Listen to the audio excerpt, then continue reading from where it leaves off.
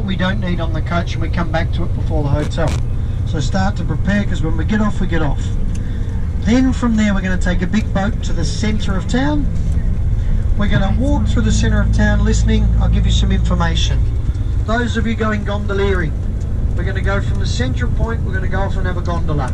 Those of you not, we're going to meet back up again. Then we're going to go for a glass demonstration, and on the way to the glass demonstration I'm going to explain where there's some restaurants are for you guys to eat, and then from there you're going to be free. And free is free.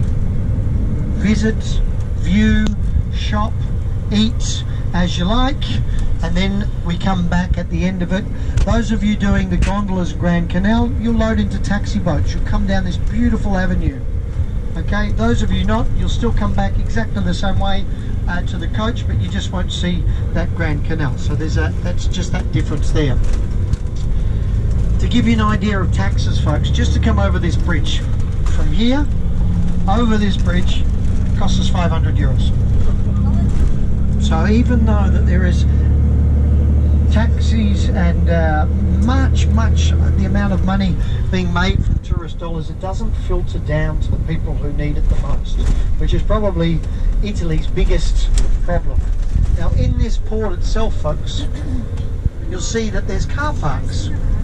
Okay, as I said, my Venetian family, my brother's family, they rent a little beach box on that Lido 2 months of the year. They leave all their towels and inflatable toys and all that. They drive into here, they park their car, and they take a Vamporetto, which is a public bus, if you like, but on water. They take it over there and they spend the day there. When they spend the day there, I mean the day there. Now the strangest phenomenon you have ever seen.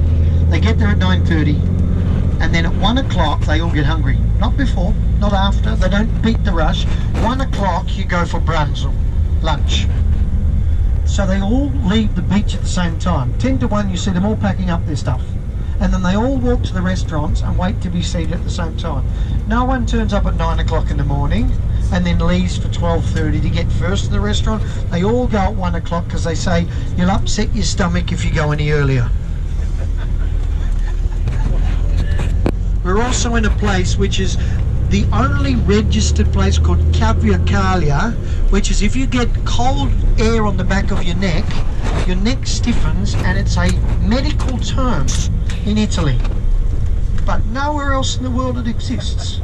We call it a stiff neck. They say I can't go to work today because I've got Cavia.